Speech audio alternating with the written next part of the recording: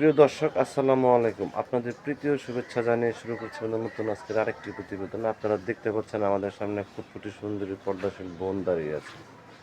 আমরা আজকে বোনের বাস্তব জীবনের গল্প আপনাদের তুলে ধরবো। আসসালামু আলাইকুম আপু। ওয়ালাইকুম আসসালাম। ভালো আছেন আপু? হ্যাঁ ভাই, ভালো আছি। নাম কি আপনার? নাম স্বপ্না। স্বপ্না, নামটা তো অনেক সুন্দর। স্বপ্না, স্বপ্না নামে কিন্তু একটা গান আছে, স্বপ্নের ঠিকানা।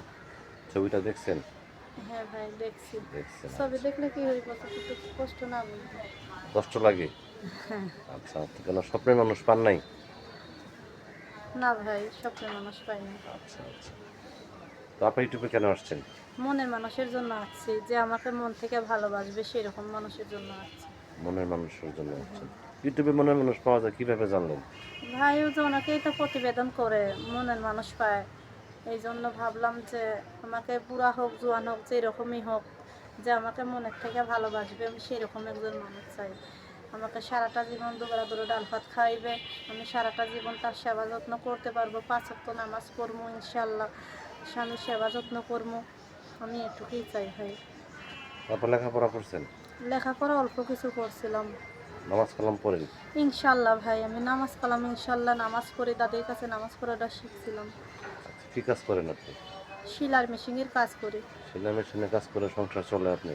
হ্যাঁ ভাই, আমার মনে কর যে সংসার আবার কি ভাই, সৎ মা আছে হেগোটা হেরা চলে, কিন্তু আমারে তো জিগায় না, আমারে বলে যে নিজের ইচ্ছা মতো বিয়া হইয়া যাব, এইটা বলে। এই জন্য আমি নিজে সেলাই মেশিনের কাজে কাজে যাইয়া ওই কাজ কইরা কইরা নিজেরটা নিজেই কইরা খাইতে হয়। তো স্বপ্নাকে ওই যে খুব এই খাবার দাবার দেয় না, কাপড় না চোপড় ভাই, দেয় না, কিচ্ছু দেয় না? কিচ্ছু দেয় না, বিরক্ত আমারটা করে আপনাকে? হ্যাঁ ভাই, আমারটা আমিই কইরা খাইতে হয়, কি করবো? এই জন্য আমি এই সিদ্ধান্ত নিছি যে আমাকে একটু দেখাশোনা করবে, খালি আমার শুধু একার দায়িত্ব নিলেই চলবো, যে আচ্ছা আমাকে আচ্ছা, একটু আপনার মন এই যে থেকে ভালোবাসবে। আপনি ইউটিউব চ্যানেলে আসছেন, অনেক ব্যক্তি আপনারা ফোন দিবে, ঠিক মতো কথাবার্তা বলবেন তো? ইনশাল্লাহ ভাই, আল্লাহর রহমতে আমি ঠিক মতো কথাবার্তা বলবো, আশা করি ভালো মনে যাতে ফোন দেও, ইনশাল্লাহ যাতে আমাকে মন থেকে ভালোবাসা ফোন দিবা। আমি ইনশাল্লাহ 5 ওয়াক্ত নামাজ পড়া আমি দোয়া করবো আল্লাহর রহমতে আমার স্বামীর জন্য, যে আমার স্বামী যোগ্যতা নিয়ে ফোন দিবে। আপনার কি ইমো নাম্বার আছে? ইমো নাম্বার আছে?